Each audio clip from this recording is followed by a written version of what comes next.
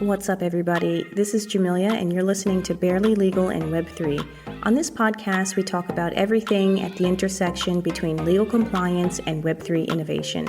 I launched this podcast to celebrate all of the amazing innovation that's happening in Web3, but also to unapologetically highlight some of the massive failures that we have seen, about what's working and what's not. And we also talk about what it takes to be a successful Web3 lawyer. When I first started ByteBow, there were no resources for lawyers looking to venture into this space. I didn't know anyone that was in Web3, and it was really difficult. I really believe that everything in Web3, and particularly in law, has to lead with diversity and inclusion. So if you're a lawyer and you're looking to get into Web3, or you're looking to connect with other attorneys and you don't know anyone who's in the space, please check out the community that we've built at ByteBow.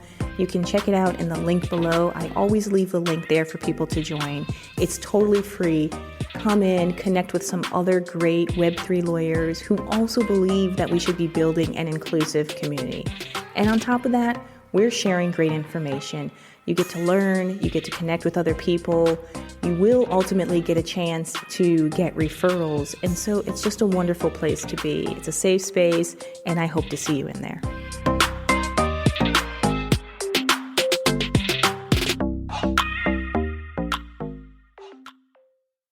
Welcome back to another episode of Barely Legal in Web3. I am so glad that you guys are here today and you are listening in. I just wanted to start off by saying I really appreciate all of you. I appreciate the community that we're building for lawyers in Web3, and I appreciate the common thread of really wanting to build out a community that's inclusive and that's collaborative and that supports one another. And I really have to say that as I'm in this space, I started doing this last year. And of course, more lawyers have come in that are focusing on Web3 and are building communities. I have to say that the thing that makes ByteBow and what we are doing different is our diversity and the fact that we are inclusive and the fact that we are not like the traditional law firms or the traditional tech companies, is that we actually are inclusive. We actually are diverse. We don't just put campaigns behind it and go out and attempt to paint that picture. And, I must admit, I've been a bit off for the past week and a half or so because this news about this Sam Bankman-Fried, this SBF news, has really bothered me. And it's bothered me to the core. For those of you that don't know, Sam Bankman-Fried, for the past 2 years or so, has been noted as a crypto billionaire. He is the owner of FTX, one of the largest crypto trading platforms in the world. And before it went bankrupt last week and filed for Chapter 11, and has really been hailed as this genius of crypto. And if you look at the guy, when he comes on shows to do interviews, he's basically wearing what I would never even step out in the house in. I wouldn't even step out in the house looking like that. His hair is always frazzled.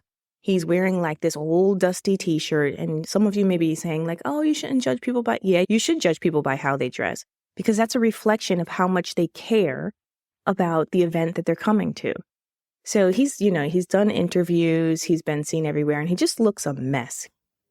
And so this FTX, when it collapsed, it sent shockwaves through the industry.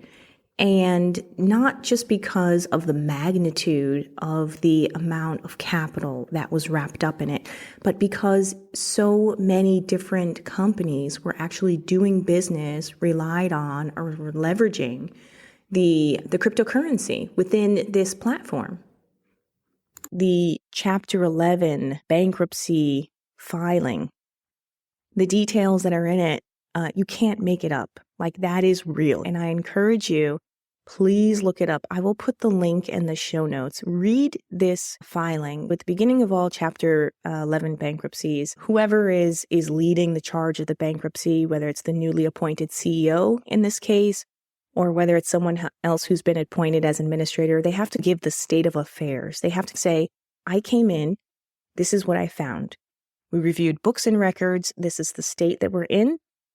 This is the amount of monies that we believe are owed. And these are the amounts of assets that we believe we have. Within the first page of this filing, let me actually just pull it up because I think it's important to be accurate when I read this so you guys can get the full picture. I believe in keeping it real here on Barely Legal in Web3. So I'm not just going to paraphrase. I'm not just going to summarize what the actual statement was that really ticked me off. I'm going to read it to you guys word for word. So I'm looking at the filing. So this is the newly appointed CEO that I mentioned. His name is John J. Ray III, and he was appointed to take over and run the bankruptcy proceeding, make sure that as many creditors as possible can be paid. And so this is very interesting to me from a lawyer's perspective. I'm not going to give it away. Let me just read it to you. So second page of the filing, he's gone through basically who he is. He was appointed. He's got 40 years of legal and restructuring experience. He's been the CRO, that's the Chief Restructuring Officer, and the CEO of several of the largest ones, most notably Enron, which many of you know about. Fine, whatever. Guy has experience. Guy has clout. Makes total sense. This is the part that really pissed me off. Never in my career have I seen such a complete failure of corporate controls and such a complete absence of trustworthy financial information as occurred here. From compromised systems integrity and faulty regulatory oversight abroad to the concentration of control in the hands of a very small group of inexperienced, unsophisticated, and potentially compromised individuals, this situation is unprecedented. So I don't take issue with him saying that there's a complete failure of corporate controls or, that there's been compromised systems and there's bad regulatory oversight. I take a real big issue with him categorizing SBF and friends as inexperienced and unsophisticated. Because when you do that, you immediately paint a picture that they didn't know that they were doing something wrong. They didn't know that they weren't supposed to buy houses with customer assets. They didn't know that they were actually supposed to record assets that were coming in. Mind you, there are still millions of dollars that are unaccounted for that people cannot find. So not only do we have a case where someone has completely broken the trust of their consumers and customers in the crypto trading space, we now have this dude coming in and basically before the whole damn bankruptcy even starts, coming in and saying they were inexperienced and unsophisticated. You cannot say that because there are potential criminal proceedings that may happen. Your job is not to say why. Your job is not to say why the situation is what it is. Your job is to walk through the facts. Walk through the facts. Well, the fact was no corporate controls, lack of financial information, compromised systems integrity. Okay, but don't paint the picture that they were inexperienced and unsophisticated because you don't know that. You do not know that. So I've been hot. I've been hot for like a week and a half, and I'm like, should I even record a podcast? Because maybe I'm going to come off a little bit rough. But, we have to keep it real. And this is such an interesting point to me because it's so timely. As we start the boot camp that will start in early January for Web3 lawyers, and I'll talk more about that in this episode. And as we continue to build out the community, and as I begin to see more lawyers enter the space, I will tell you guys that the good old boys club is still active. It is still active, it is alive, and it is thriving. Because if this SBF is not behind bars as I record this episode today, there's something wrong. There's something wrong with the system. And for all this talk that Web3 is decentralized and it's diverse and we're welcoming people in and we're leveling the playing field and no one owns the information, come on. Come on. Let's not drink the Kool-Aid anymore. Let's just not drink it. And I was drinking the Kool-Aid at first. I'm not going to lie to you guys. I mean, when I first came in, I really started doing this work towards about a year ago. As you know, my background is data privacy, tech and data, regulatory compliance, all of that stuff. But moving into the blockchain space, I had high hopes. I don't know why, but I had high hopes that there would be a new wave, sort of like a rebirth of technology and finance. But it's the same players. It's the same players. It's the same flavor. And we're really not seeing much of a change. So that leads me to my topic today, which is why Web3 needs diverse lawyers. So for many of you that follow my journey, you may know that I've been practicing law for some time.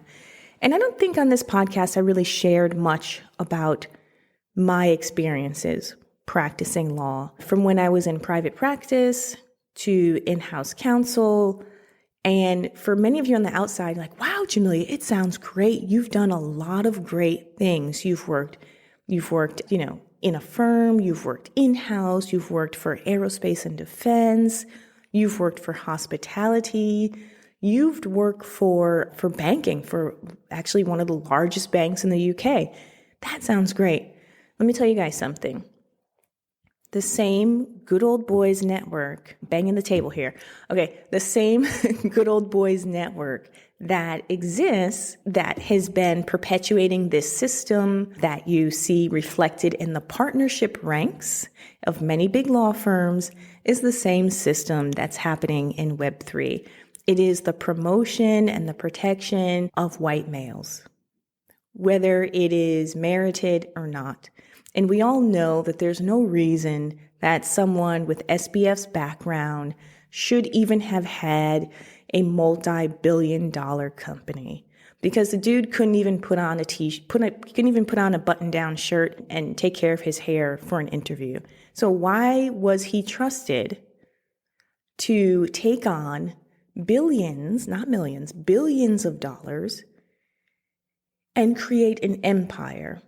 And it wasn't just that the empire itself was faulty. It was that the empire was fraudulent.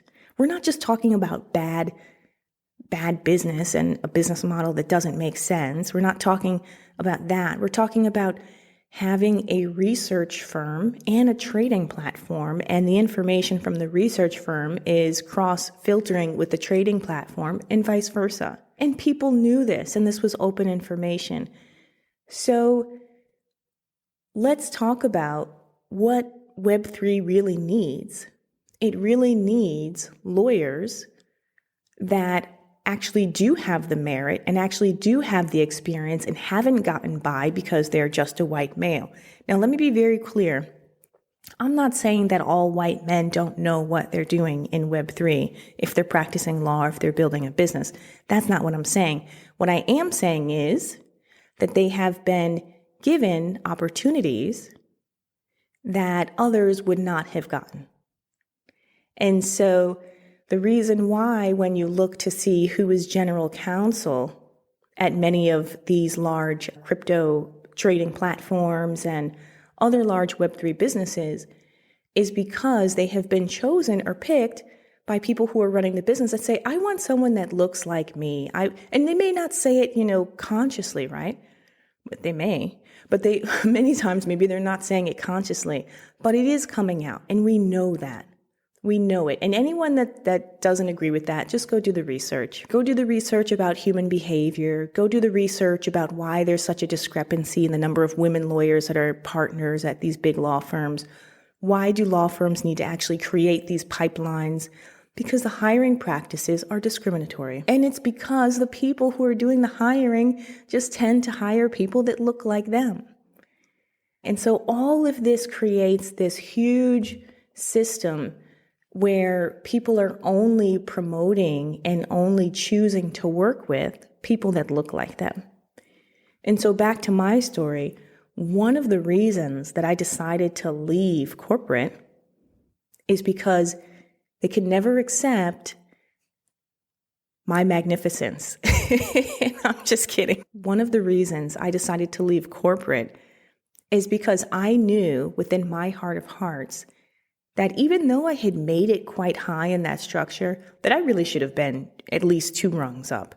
And I couldn't anymore get to the point where I was reporting to someone and I actually knew more than them. And I could do their job with my eyes closed. And actually, I was tired of doing my job and their job.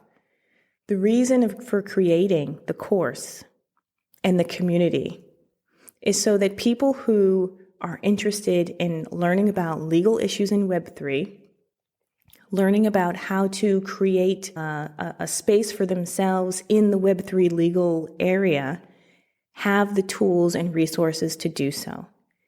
And, each cohort has gotten better and better in terms of what we learned about what the challenges are for people, what the pain points are, why do lawyers really feel like they need this boot camp? I mean, you could take any course, right? You could go, I actually did this. I took I think it was a University of California at Berkeley blockchain course. It had nothing to do with law. But I mean, so there's so many choices out there, but you just sit there and you listen to a recording on the screen. There's no one to talk to. You cannot ask questions of the instructor. And there's not really much accountability. And there's not much application. So you walk away and you've got this piece of paper that looks great, but you still don't know what the hell you're doing. That's not what we're creating with ByteBow. And my clients know this, right? So anyone that has worked with me in the space, I feel that clients actually choose their counsel not just because they're great at what they do, but they choose them because they like them. And how do clients know whether or not they like you? Well, you got to show what you stand for. And I stand for inclusivity. I stand for diversity. And I stand for giving people a chance to be great. And so the companies that ByteBow has worked with and will work with are all companies that really want to promote diversity in the legal field in Web3. And that's the uniqueness. That's what we're trying to create. If SBF had a lawyer, could you imagine? Let me just ask you this question. I mean, this just popped into my head. I don't think if SBF's lawyer was a woman, all right, I won't even say a black woman because he probably wouldn't have got that far with a black woman. But if his lawyer was a woman, I don't even know if he had a lawyer, but do you think she would have sat by and been like, okay, yes, go buy that house in Bahamas with the customer's assets. That'll be fine. No, she wouldn't have. And then you need to ask yourself, why wouldn't she allow that? Because she probably had to work pretty damn hard to get to where she was to even think about being his lawyer. So this is about being fair. This is about doing what's right. Because people who work hard for what they want, they don't cheat other people. No, who have you seen that has from a rags to riches story, oh yeah, I started out working at the coffee shop or, bussing tables, and then they get somewhere in life and they start scamming people. That doesn't happen because over the years you realize the importance of hard work. So why would you then go ahead and scam people? You just wouldn't. And so, yeah, this is about diversity, but it's also about ethics. And it's about putting people who have great values, a great moral compass, in places where they can call the shots and they can say, no, you shouldn't do that. Or no, the company is not set up to do that. And that's the full reason behind this. This has nothing to do, you could bake it down and try to paint the picture that this is all about race and it's all about gender, but it's not. It really isn't. Those are factors. Those are factors simply because of the system that we work in, that it just so happens that those people don't have access to certain resources and tools and information, and therefore they have to hustle. But this is about ethics. This is about moral values. This is about, what do you actually want Web3 to be like 10 years from now, when the technology has exploded and can do so much more? Because once this technology takes off and is able to really do the things that we are imagining, there are going to be a hell of a lot more ethical questions that come into place. I mean, think about it. We're already having ethical questions about AI within Web3. Like, should we allow artists to use AI to create art and then mint NFTs? Is it original? Sure, that's a minor question, but I know some people that are pretty fired up about it. Some artists are very much against artificial intelligence creating art and then minting NFTs and then saying it's original. So yeah, I was fired up for a week and a half. I didn't record a podcast, but I'm at the point now that I can record it. And as you can see, I'm still very fired up because this is exactly why Web3 needs diverse lawyers. And I've been watching the space. I've seen a few legal Web3 communities that don't have many women and they don't have many people of color. And why is that? I don't think it's because they're putting up barriers and saying, hey, we only want men in here, we only want white men in here. I don't think that's what it is. But I think that when you get to a certain critical mass where the population is very homogeneous, then maybe it's a deterrent. Maybe it actually is a implicit, we don't want to be diverse message. And so I actually encourage anyone that's creating a community in Web3 to take a look around. If your community is not reflective of the population at large, don't try to chalk it up and saying, oh, there are no attorneys that look like this, or there are no women attorneys, or there are no people. No, that's not what it is. You have to really look at your structure and your model and see why it is that what you built looks like that. So that's my thought for the day. I mean, I really appreciate you guys for listening. I know that if you're listening, a lot of what I say vibes with you and it connects with you. And this is our task. This is our mission. We've got to build it out. We've got to make sure that that 1L woman law student is going to be able to find a job in Web3. And that when she graduates and after she does her summer program and she gets her offer, yeah, maybe she'll go to a firm, maybe she'll do whatever, but we have to make sure that she doesn't feel imposter syndrome and that she doesn't feel like there's no space for her at this intersection of technology and law, because we're going to create that space. So if you guys are fired up about that, I am too. If you're listening to this podcast, I really would love you to join the community at ByteBow. You can check it out. It's community.bytebow.io. I'll also put that link in the show notes. And we're waiting for you to join. We're waiting for you to hear your opinions. A number of people have joined. I love the way the community is shaping up. We have people from all over the world, from Portugal, we have people from Africa, from US, from Canada, everywhere. And it's great because that's how Web3 should look. Second point, if you're interested in taking it a step further and really investing in how this is going to transform your career, I highly urge you to consider our Web3 Bootcamp. We're starting early January. It's a 6-week course. It's all streamed, so I don't record and replay. If you miss a course, class, then we can give you access so you can see it again. But the point of this is for you to have interaction, not just with me, but with other lawyers. So sometimes you're in a situation where you ask a question and you get a response and you're like, oh, okay, and then that's that.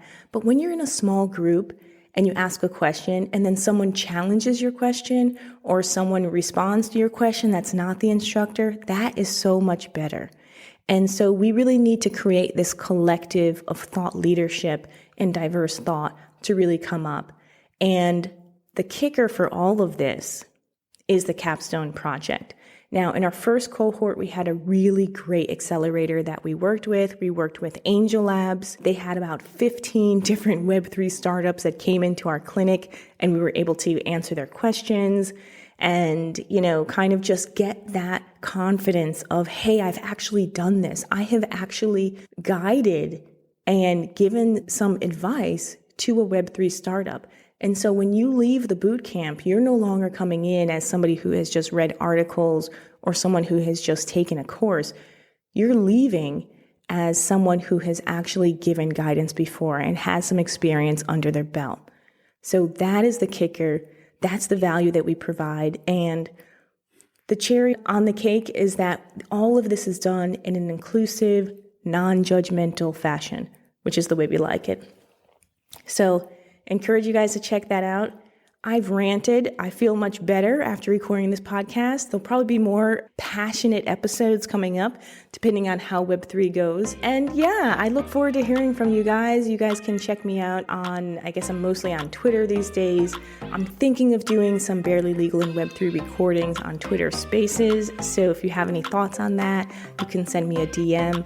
I'm also very much on LinkedIn, so I look forward to hearing from you guys. And that's it. So keep reading, keep learning, and stay positive. Talk to you next time.